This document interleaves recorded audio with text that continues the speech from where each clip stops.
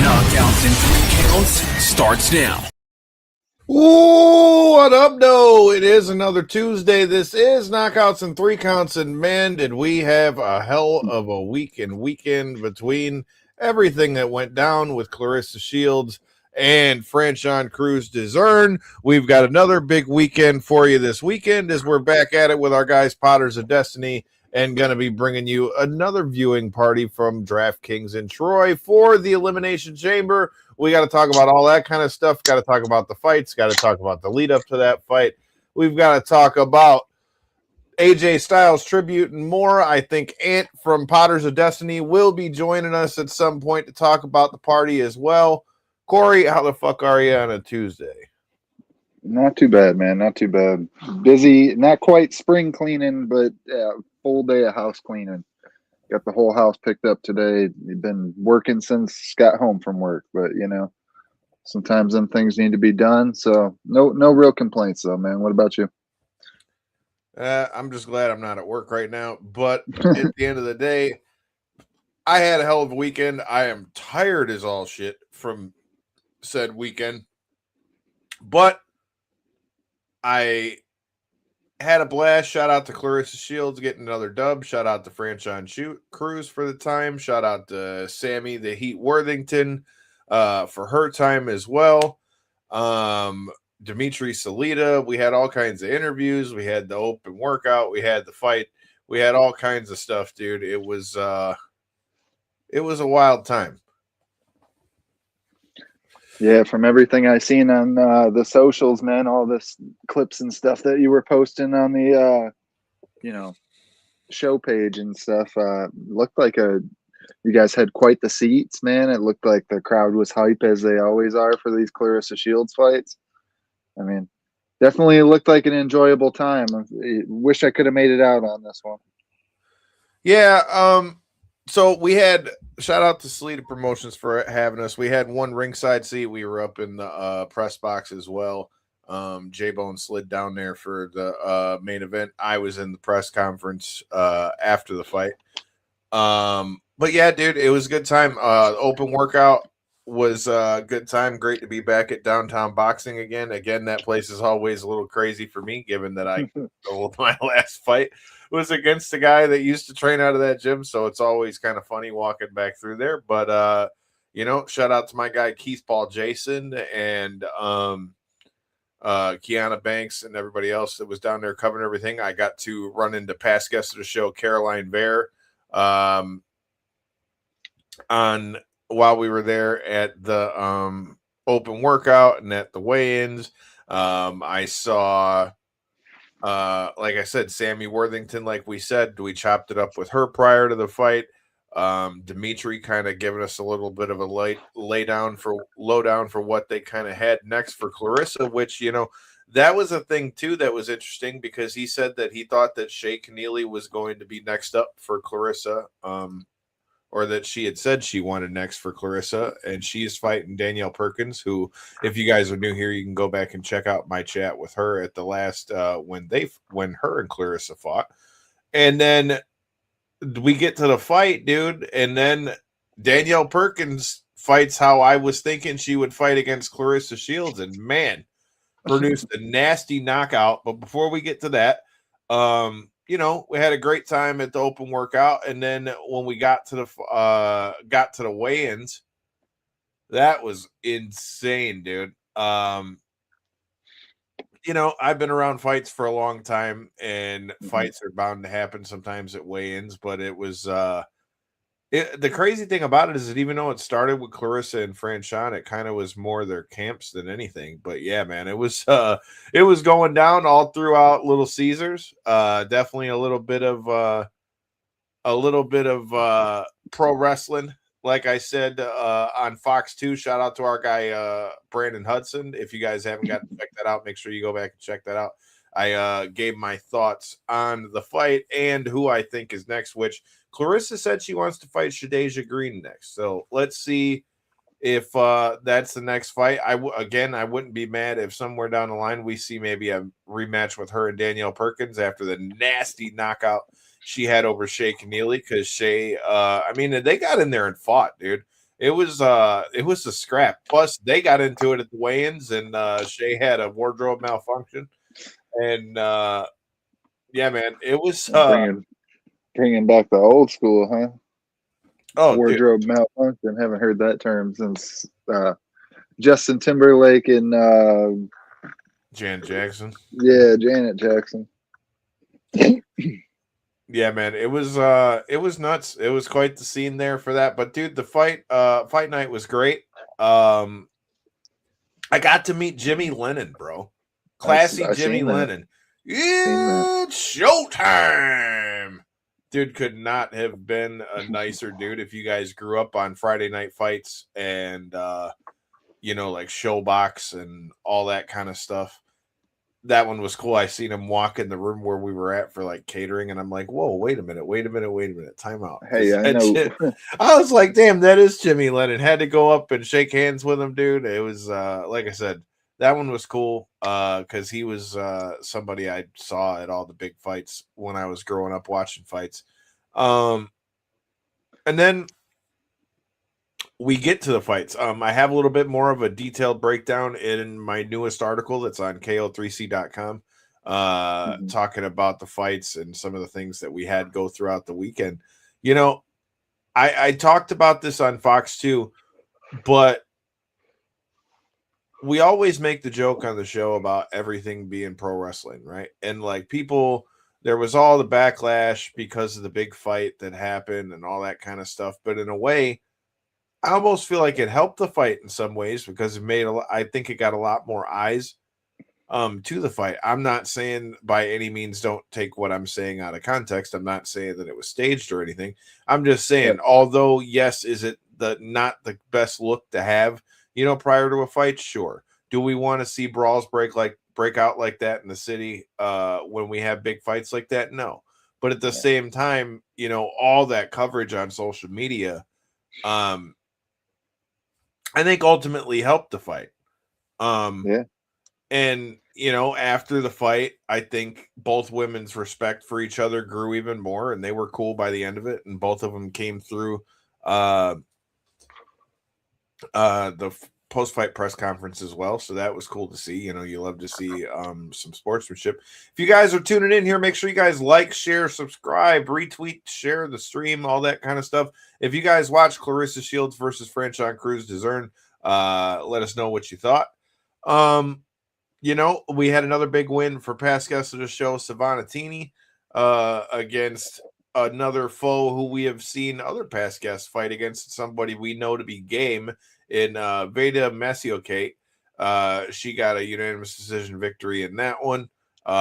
Savannah looked good against a taller opponent. I think needing to, kind of helping her get used to getting in there and getting dirty a little bit, because fighting in close was definitely where she had her better moments of the fights.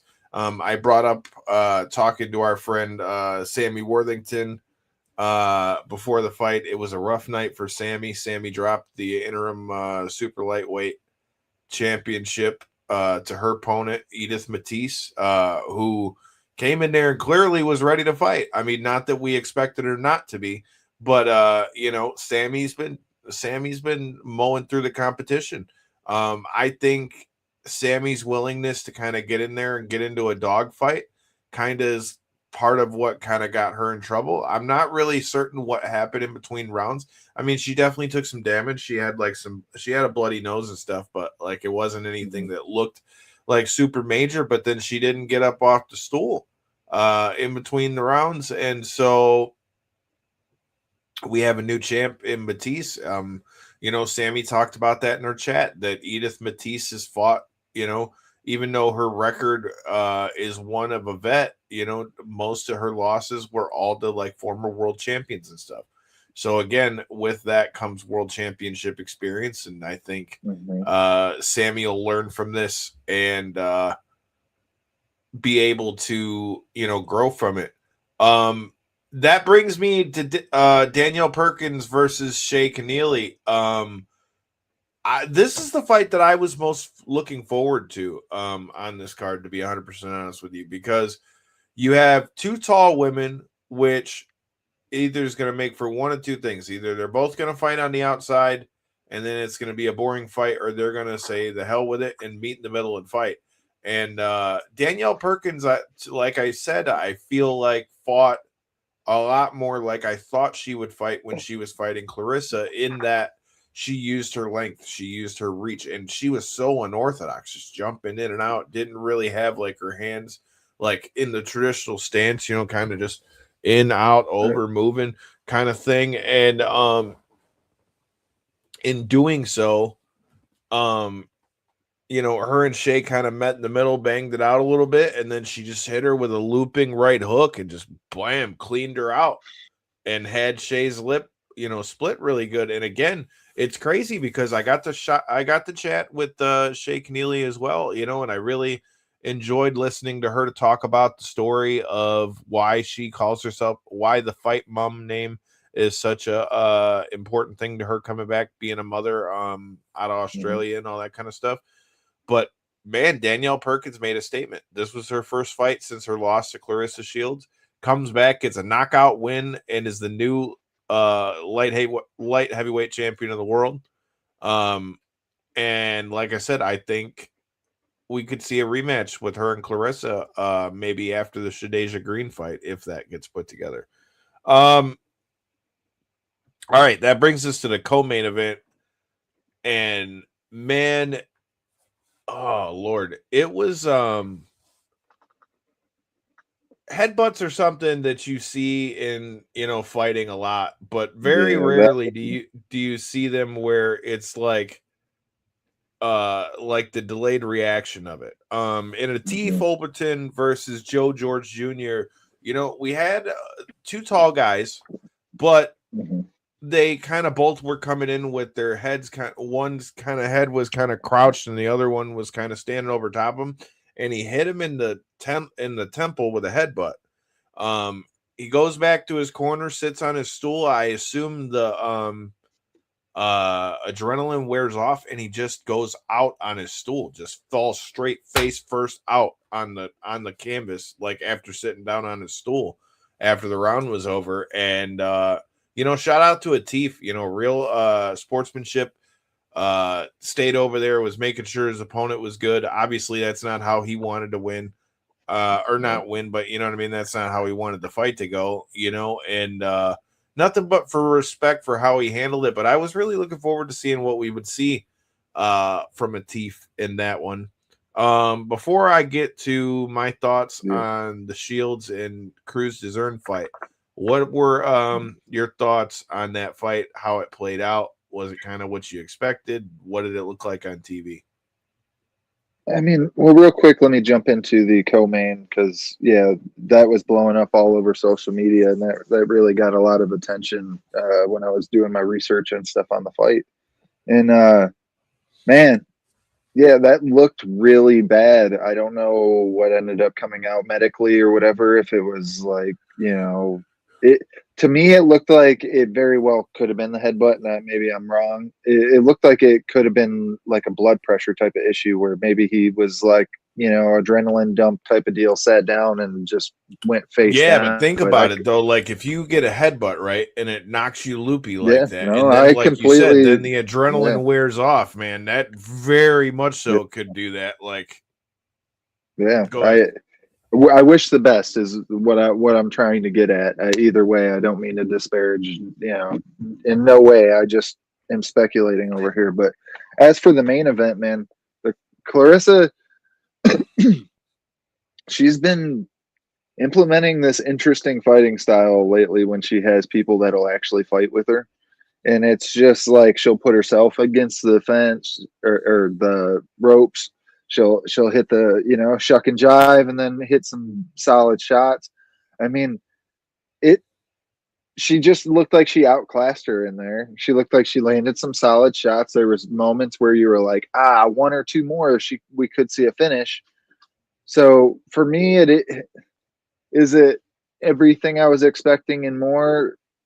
I mean, we all hope for a finish, right? But I feel like it was a valiant effort from both girls is what I kind of seen at the end of the day. And it also looked like Claressa was ultimately the more skilled boxer as well.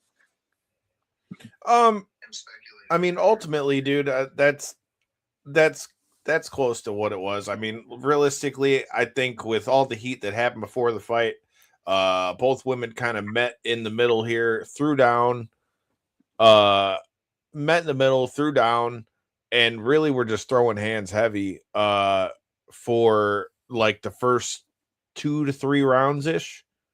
Yep. What up, Chris? Come checking us out from Massachusetts. Shout out to Cody. Yes, I will be at the Autorama, and stay tuned because there could be something really cool happening at the Autorama, but I'll leave that for a later time.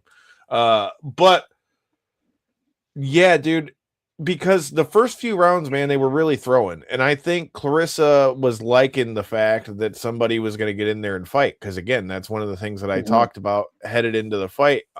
And I talked about it with Franchon, which please, if you haven't done so, go check out our chat with Franchon Crews. But a lot of the opponents for Claressa Shields, I feel like, are beaten a lot of the time before they get in the ring, or they, like the last time, again, I'd never wanted to say like happy to get there, but like Lonnie Daniels didn't really engage much with Claressa Shields. So me saying that, like, Franchon came in there to fight. This wasn't like, okay, let's dance around. Okay, I'm just happy to be here. Okay, I'm here to collect a check. All that heat that happened the day before they came in there and threw down. I feel like after about round 4, round 5, though, you could see Franchon's kind of gas tank start to go a little bit. And I think once that happened, then Claressa's superior boxing really kind of took over. I think they banged it out, and it kind of wore Franchon out. And then as she got worn out, then she that's when she overtook her with the, with the superior boxing skill, like you said. And then she had the dog ass entrance, man. Boozy had that bitch rocking, dude. Talk about set that bitch off, dude. It was a scene out there in the city. Mink coats everywhere. I mean, don't expect nothing less at the big boxing events like we were talking about leading into this. That's one of the things that honestly is the funnest, not the funnest, but it's one of the funnest parts about going to the fights is you get to see all kinds of people in their nines. You know what I mean? They're trying, the outfits, the jewelry, everything. I mean, people really show out for these fights, Bro, it was something else. I mean, even down to the weigh-ins, bro. They both had minks on at the weigh-ins. Claressa had a green one on. Franchon had fur on. Sammy the Heat Worthington had her some fur, bro. It was a night of the fights, man. And again, if you guys didn't get to check it out, I got to go talk about that with our guy Brandon Hudson of Fox 2 News and give my thoughts on what I thought of the fight and where I see Claressa going next. I think, and I said it in my interview on there as well, I think Franchon's stock goes up from this. Okay, she lost the fight, but she lost by decision, and to your point, got in there and fought. You know what I mean? It wasn't didn't look scared, didn't look not intimidated or something. Yeah, went for the win. Even though it was ultimately unsuccessful, that's one of the things that we've said here on the show is that's the biggest critique is a lot of times it doesn't necessarily look like her opponents go in there with the expectation of them actually being able to get the win. They go in there with looking for almost a participation trophy or some shit, and that's not what we've seen in this fight at all. Absolutely not, dude. Shout out to both Claressa and Franchon, man. Like I said, that was spectacle to be there. That's another thing I wrote about in my new article. Again, check that out, KO3C.com. Claressa Shields fights have really become a spectacle from the entrances to you not knowing what's going to happen, whether that be at the weigh-ins or the fights. I mean, be expecting a show because you're going to get one. Like I said, I thought Boozy was dope. We'll see what she's got for the next one. Great night, man. We will hopefully get some of J-Bone's thoughts as he was down there on the floor for the main event. And then we also had a we had quite the performance on the MMA side. We're not going to go through the whole card, but Corey, while I go handle some business, I will leave the floor to you. Give us a little bit of your breakdown as far as Strickland and his performance over your guy. I mean, I hope you're not crying in your cereal. It ain't that serious, right? And I think Fluffy even kind of announced that after the fact, saying, my last fight, I learned my lesson, came back better, and see where I am. So I don't actually think it's going to affect him too much. I mean, obviously his run to the title and all that type of stuff currently, but Strickland really went in there and looked like something, he looked like a better version of himself that had previously won the belt. And for him to be able to do that and look like an evolution of himself in there, I mean, he kept Anthony Hernandez from really doing anything, getting any type of real momentum going. I don't know, background, but he kept the momentum 100% in his favor. I felt like there was slight moments where Fluffy would land some shots or something like that, but Strickland with his overwhelming, not pressure, but he was backing up, circling, but then still the one throwing shots more. It was like such an interesting style for him to be able to implement and be successful with it. And I can understand why, for somebody that was the slightly smaller guy, didn't appear to be the stronger one in Fluffy Hernandez. I could see why he was struggling, in a matchup like that. I mean, the jab was on point, the cross was on point. We've seen him hit. It was a night for Strickland. That's for sure. As for the rest of the card, though, I mean, we've seen the main card had some good stoppages and stuff on it, and the prelims themselves were nothing to speak of, though. I mean, I'm surprised that this was a traveling event, is how I'll, leave it with that. But I don't know. I feel like another big story leading out of this is the whole UFC going to Mexico during the big, seems like cartel battle that's going on down there right now.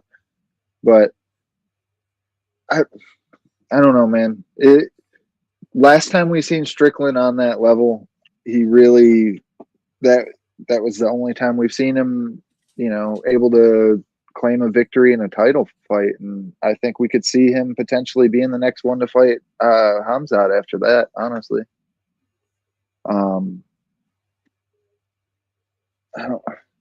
As for the rest of the card, though, let me get it pulled up again real quick so I can refresh my memory.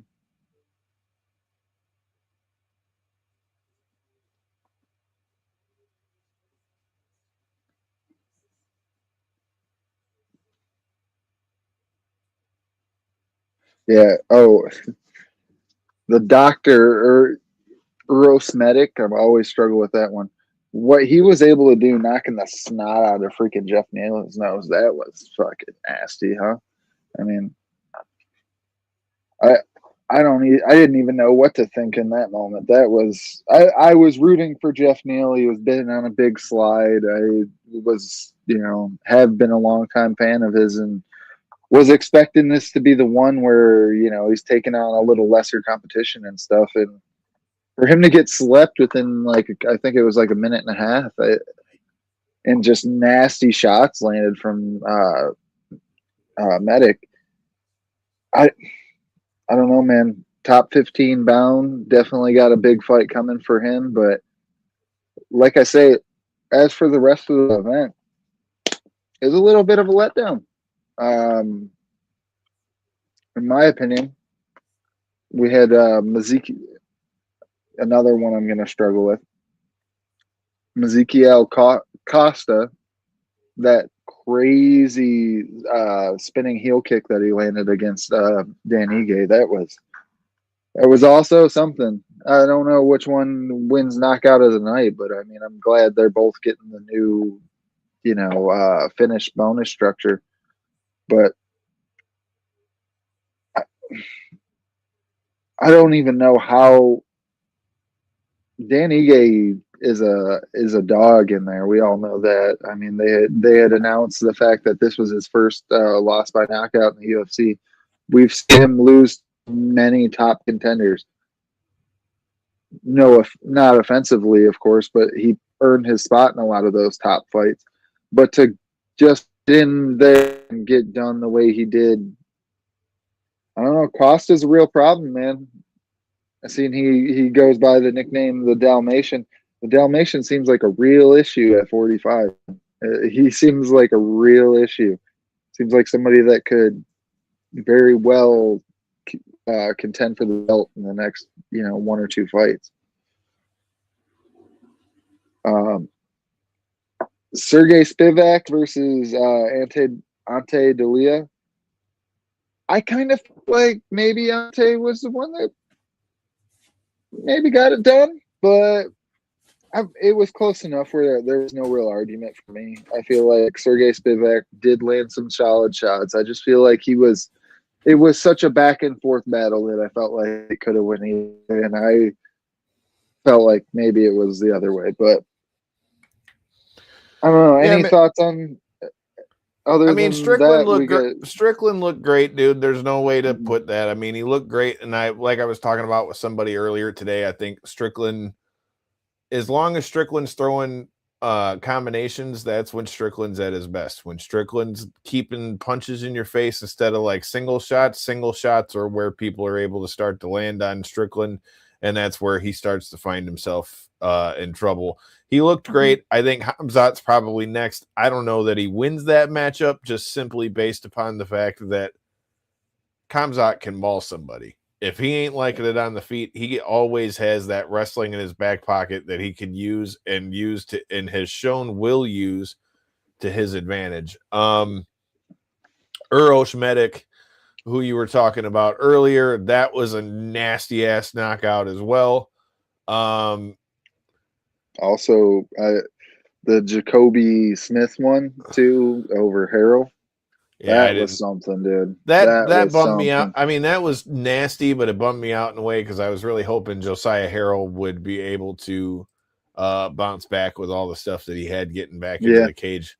He's a guy that I've spoke to a few times about coming on the show and things like that as well.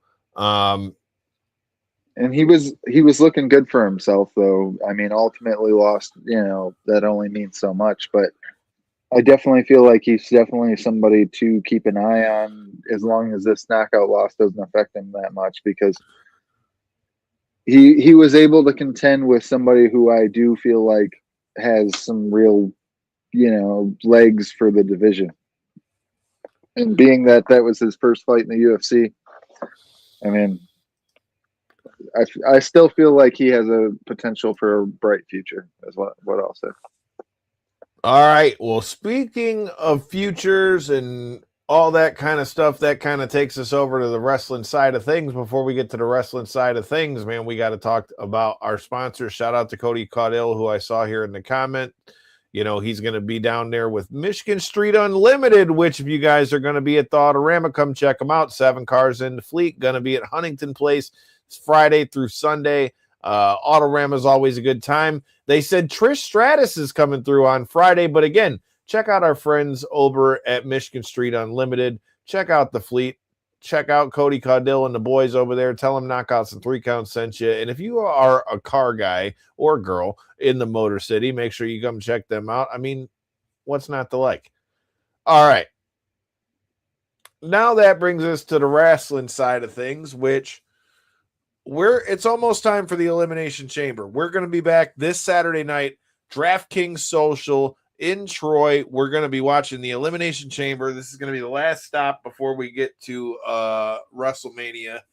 And this is a pay-per-view where, like, not that you don't always want that, like, and when I say by want that, like, not that you don't always want to kind of like tie up the loose ends and things with a pay-per-view. This one in particular, I almost feel like they kind of need to in a lot of ways, in terms of the fact that we only have like 2 matches really are announced so far for WrestleMania. We're still 7 weeks out, but the stories and starting to kind of form where we're going to go with it is what I need to see more of. But, we talk about, I mean, people go ahead.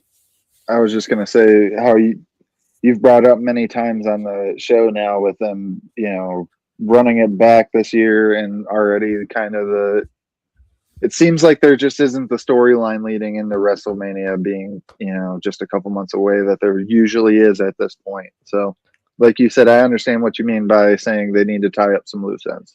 Yeah. Well, I mean, Punk versus Roman is going to be good. There's a lot of backstory there. Roman is not on TV as much as he used to be because of, health stuff and all the other stuff that he's done. And he's really earned the right to be in and out. Punk is on TV a lot right now, given the fact that he was gone for 10 years, But I think the backstory with, the Shield originally being brought in to be like Punk's bodyguards and things like that, to be where we're at now with them being in what is unpresumably going to be at least one of the main events for this year's WrestleMania. I think there's plenty of story there. You also got to look into reminding. I mean, granted, Paul Heyman is not with either right now, but he was very integral in both their careers, and we just seen Paul show back up with Brock Lesnar as well. So who knows if Paul Heyman is going to have anything to do with that as well. A lot of things that need to get tied up through Elimination Chamber before we get to WrestleMania. But before we get to that, we got to talk about, we saw what could be the end or the swan song for the phenomenal one, AJ Styles, who, look, man, if you have watched any of AJ Styles' career, whether that be only his WWE run, if you watched all the stuff in TNA, which if you haven't, I highly, highly, highly recommend doing. I mean, pardon the pun, but that dude, the phenomenal name is definitely something that is applicable to AJ Styles. You'll never hear somebody say a bad word about him. The matches that the guy had, from being champion everywhere he went, from WWE to Ring of Honor, New Japan, TNA, all these things, dude, you can't write a better career than what he had. I thought it was cool that we saw the likes of the Monster Abyss on there. We saw Frankie Kazarian from TNA on there. We saw, Xavier Woods come out, who used to be Consequences Creed in TNA. You had Jeremy Borash, who's with WWE. It's nice to see so much of the TNA presence, there for his last night. And then for the way that they kind of capped it off. I still don't know that I don't think that we won't see him again at some point, but man, the way that they put that off, the stuff that he said to his wife was beautiful. And wanting to have the time with his kids, which I can totally understand and appreciate. Yeah, Corey, you're still muted, dude. But I was coughing too hard. I had to mute, but I completely understand. It's one thing you only get once, even if you have multiple kids and you can give it another chance, but you only get that time with that child once. So I completely understand that, Yeah, man. And he's definitely a family guy. Everybody that has followed his career knows that. I'm just interested to see where it goes. Cause at the bare minimum, like, AJ Styles has got to go in the TNA Hall of Fame. Mm-hmm. I would love to see him wrestle in TNA again. I don't know how you do that given what happened with the WWE thing, or if WWE is going to kind of let that happen. Because I don't know if he's still, on payroll or anything like that. But again, with the relationship with TNA, I feel like there's ways that can happen. But again, having the Good Brothers there referencing the Bullet Club on WWE TV, you've got the MFTs having God, the Gorillas of Destiny, Tama Tonga, and Tonga Loa come over there, who were members of Bullet Club with AJ as well. I like the nostalgia of it, but then the cherry on top of all of it, and you could tell AJ had no idea.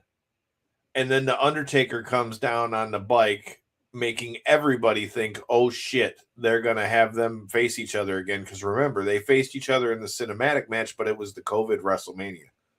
Mm.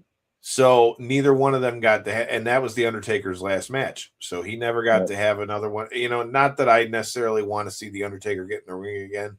He already said that you wouldn't see the dead man character again, but everybody kind of thought that because the Undertaker goes, you and we got unfinished business. Right. The business being that AJ Styles is getting inducted to the 2026 class of the Hall of Fame, which you couldn't write it any better. And if this truly is going to be it for him to have a 10-year run to start at the Royal Rumble and then end at the Royal Rumble, and then, you know, he's going to go into the Hall of Fame. Plus, look what that says about the guy. Only has a 10-year run in WWE, you know, is still a young dude. A lot of times you got to wait a lot longer to be put in the Hall of Fame, but immediately when you retire to be put in the Hall of Fame, I think speaks a lot to the legacy that AJ Styles leaves on wrestling, which, again, I don't think you'll find anyone that has a sour word to say about AJ Styles. I don't know who I think's going to induct him. I mean, I got a bunch of names. Frankie Kazarian's the first one off the top of my head, just because, you know, they showed Frankie and Abyss on TV, and that was like where it all kind of started for AJ with TNA. But then again, you've got like Jeff Jarrett, who was the one that started TNA, or you could do, I mean, hell, you could do Kurt Angle, you could do, I mean, there's so many great names from the different feuds that AJ's had, but I mean, again, that shows again why his career was exactly what he says it is, and that's, you know, phenomenal, dude. So I can't, like I said, I can't complain about how they did it. I still, part of me kind of thinks that we might see more of AJ Styles at some point, maybe a while down the road once he kind of, you know, get some time with his family or stuff like that. But then again, a guy like AJ Styles, you know, I could see him being like, you know what, I'm done. That's what it is. But only time will tell. That brings us to the Elimination Chamber, which, again, if you're in the Michigan area, ourselves and Potters of Destiny will be throwing another viewing party at DraftKings Social Troy. We are going to have happy hour specials all night, and we will have the Elimination Chamber on and streaming with you. Plus, like I said, it's good vibes, good people. It's going to be a great time. Corey, you know, you've seen what an Elimination Chamber looks like. Mm-hmm. Which one would you rather have to fight somebody in, an MMA cage or an Elimination Chamber? Well, I get the card pulled up, because I'm just telling you from walking inside it, even though there's a little more padding than the original Elimination Chamber had, fuck that. Fuck that. Period. Well, they don't tell you can't grab the cage in Elimination Chambers, though. They do tell you no fence grabs in MMA, right? So that being said, some of them Elimination Chamber events look like, you know, you could get real creative with them, you know, is what I'll say. It's a known, you know, ring for a reason, is what I'll say. Well, I mean, and especially with the people that we've got in it, man, you've got Javon Evans is going to be in it. Like, if that guy doesn't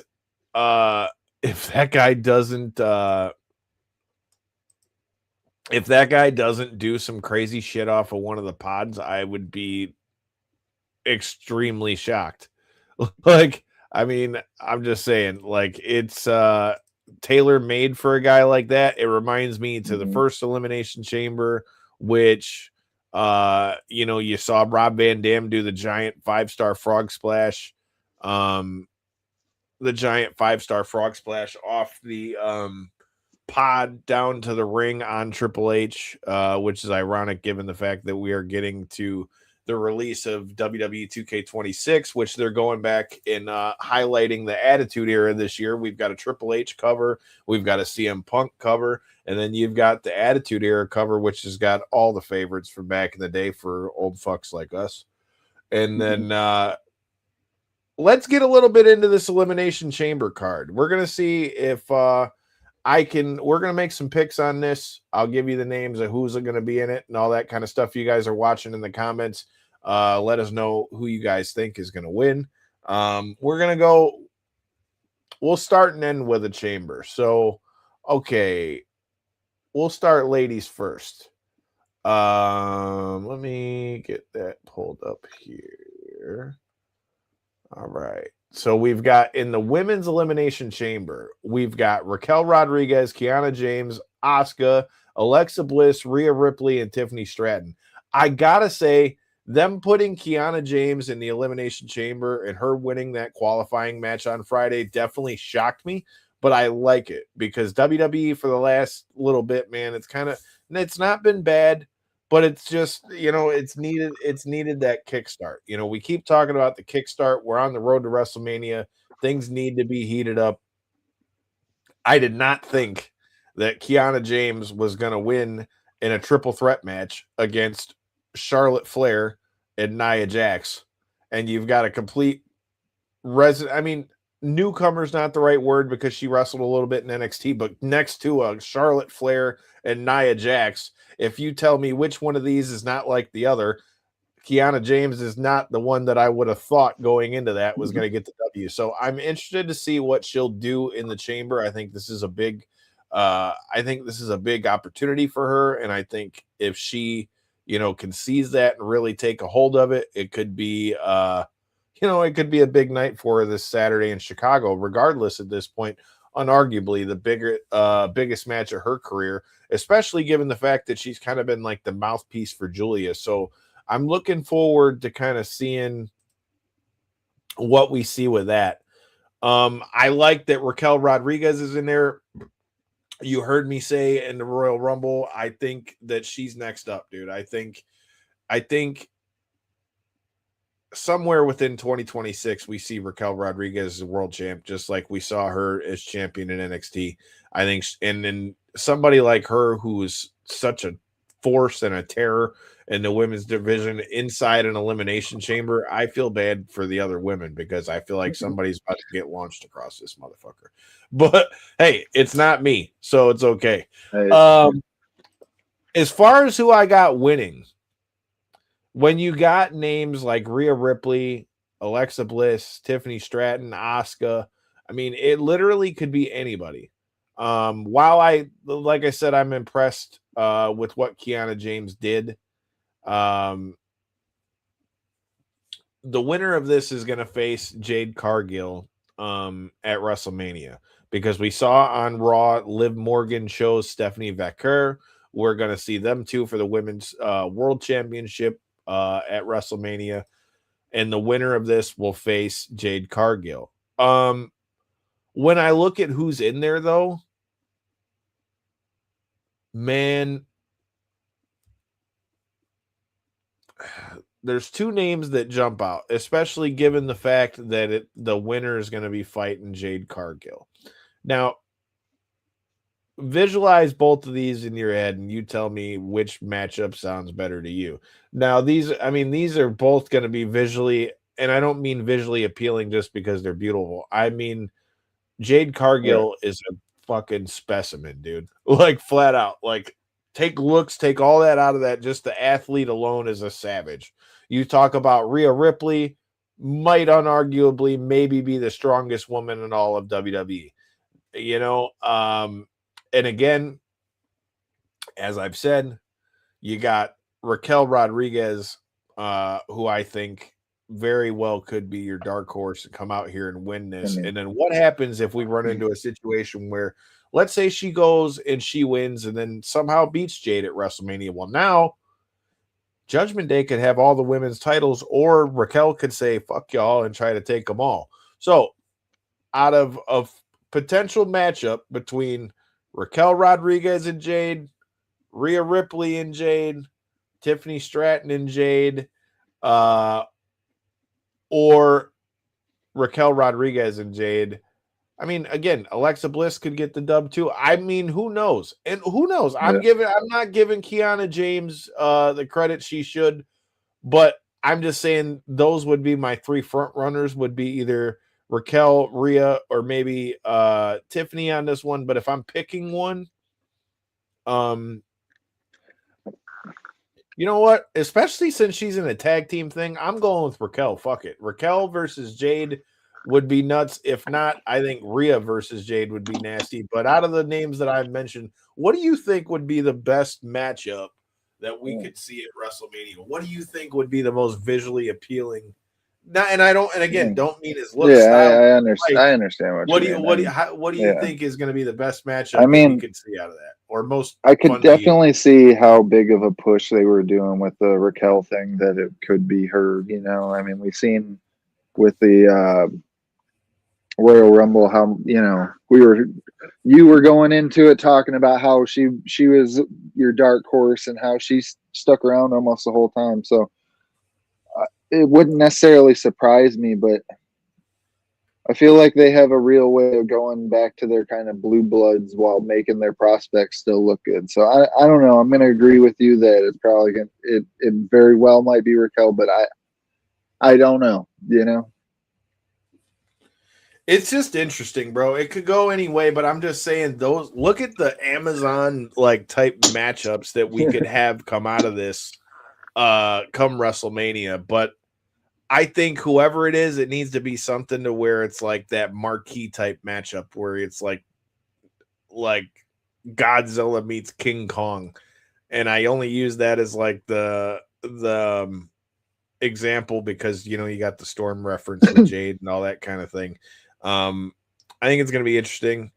I'm going to go with Raquel on this one. If Raquel doesn't win, though, hell, I wouldn't mind seeing Rhea and Jade, though.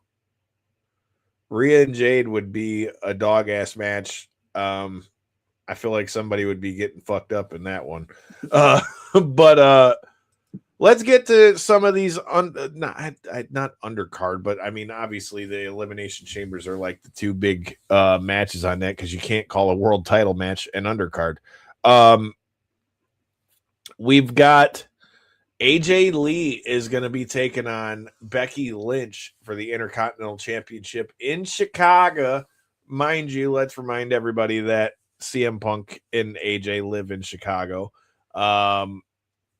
Becky's been champ for a minute. AJ had quite the return when she came back at WrestlePalooza and all that stuff. But then she's been kind of away for a little while. We saw her come back to help her friend Maxine Dupree. And now they've kind of picked things back up with Becky Lynch. With it being Chicago and Punk being champion too, and knowing how WWE is with moments and stuff, I think that AJ Lee is probably going to get the dub on Becky Lynch, and her and Punk might be walking out with the men's and women's world titles as husband and wife on this one personally. So we're going to see what happens with that. We've also got, let me get the next match on the thing. And we've also got the only other match outside of the men's chamber is going to be the world title match between CM Punk and Finn Balor. I love that Finn Balor is still in the mix. He never really got his chance again after winning the, Universal title, dude, and then getting hurt in the match with Seth Rollins. And all that time it's been since that's happened. This is his first real crack with the world title in a while. I mean, obviously they had the match recently, but I'm saying before this run with Punk, it had been a long time for Finn being out of the title picture. I like what we're seeing. I kind of feel like they're going to use this to kind of be like the split for the Judgment Day. I think, we've already kind of seen the fractures in it. I think that Liv and Dom might end up being baby faces out of this, or maybe Finn's the baby face. But I'd love to see Finn Balor kind of back on his own. It would be interesting, and I don't think they'll do it, but I put it in the graphic that we made for our promo, but man, if we saw Demon Finn Balor come out to fight CM Punk, I think that would add a whole nother level to it. I don't know that we'll see it because, like I said, typically when he brings out the Demon, there's story to it, and it's been a long, drawn out battle. But this one's got a little bit of story to it. I think Punk is going to retain the title on this one. Again, I think him and AJ are going to kind of have the moment and celebrate with the titles. But I don't know. I am really expecting CM Punk and Finn Balor, if everything goes how it should, that is going to be a banger of a fucking match. That brings us to the men's elimination chamber. The men's elimination chamber is going to be Randy Orton versus LA Knight versus Cody Rhodes versus Javon Evans versus Trick Williams versus Yeet Jey Uso. Quite the interesting lineup on this one. I shout out to Big Bronson Reed, who, if you guys are new here, you can go back out and check our chat with him from from Royal Rumble 2024, where we got to talk to him. Big Volk fan, but he tore his bicep in the qualifier match that Jey Uso won on Raw. It was nasty. You could immediately see his arm was fucked up. And Jey Uso gets the dub, is now going into the chamber. That being said, man, I feel like WWE is kind of in a time where things need to be shaken up. I would love to see because that means whoever wins this, the same as we know that Jade is going to be the one that faces the winner of the women's one. That's most likely going to be the opponent for Drew McIntyre. Part of me wonders if something will kind of happen between Randy Orton and Cody Rhodes. That's definitely a feud that I would like to see kind of picked up before Randy's done with him and Cody's history with legacy and everything else like that. I think the two of them having time to have a match at this point in their careers, I think would be fire. But as far as to who I think is going to win, part of me really wants LA Knight to win this, dude, because I feel like it's been so start, stop. And, the safe bet and the sure bet a lot of times is going to tell you that Cody Rhodes is probably going to get the dub in that one. Just off the names I mentioned, Corey, do you got to pick on the men's elimination chamber? I mean, I don't know. There's so many different ways they could go with it. And ultimately, like you say, with them potentially going it, I ultimately am not the person to, make the correct. I'm just saying 500 feet with the names that are in there. Who's going to win, motherfucker? You got to go. You got to guess. I mean, if you're putting money on red, Rhodes, who's it going to be? Rhodes, I guess. That's a good. I mean, that's a good bet. I don't know that I want to see Cody and Drew again at WrestleMania because they've already been fighting for a while. We just had the 3 stages of hell, which is how Drew won the belt in the first place.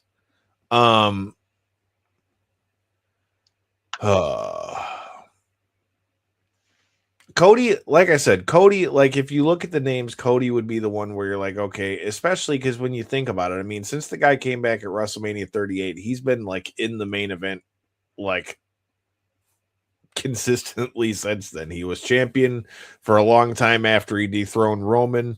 That's a safe pick, but I don't know, man. Again, we've already seen Cody and Drew a few times. I don't know that Cody and Drew is the way to go. And something tells me that maybe we could see, something between him and Randy maybe. And again, I kind of feel like because of the way that things happen with Bronson Reed. I don't think that Jay was supposed to be in there. Now, the same way Jay was champion before and how the fans got, behind him and that changed everything. Fuck if I know. Maybe Jay could get in there, Jay could win and be back in the title picture. But ask me who I'm putting my money on, especially since we're going to be at DraftKings, which you should too, this Saturday.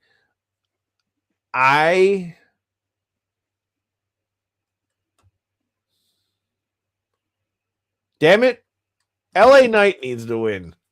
LA Knight, yeah, it needs to be, damn it, because they've started and stopped with that guy. The fans still love that dude. I think LA Knight needs a win, and something tells me that it can't be Cody Rhodes again. I wouldn't be shocked if Jacob Fatu gets in there and tries to fuck it up too. So I don't know. I'm gonna go LA Knight on this one. Says we got about 350 of you guys in here. Make sure you guys like, share, subscribe, retweet, all those things. Again, shout out to our sponsors, Michigan Street Unlimited. Make sure you check them out. Autorama going down this weekend. Trish Stratus is going to be in the building. Knockouts and 3 counts will be in the building at some point. Once again, shout out to Salida Promotions for having us for the Claressa Shields fight. That was a great time. Shout out to Classy Jimmy Lennon Jr.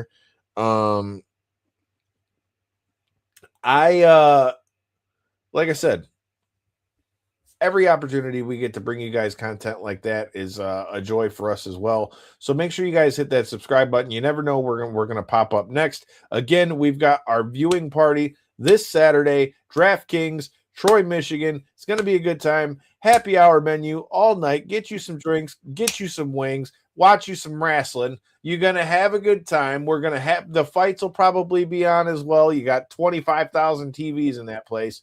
It's going to be a good time, man. And the Elimination Chamber, how can you not like the Elimination Chamber? I mean, maybe not if you're in it, but I'm not going to be in it, and I'm not going to be getting slammed on the steel, so it's all good. So until next time and in the in-between time, make sure you check out the Autorama this weekend.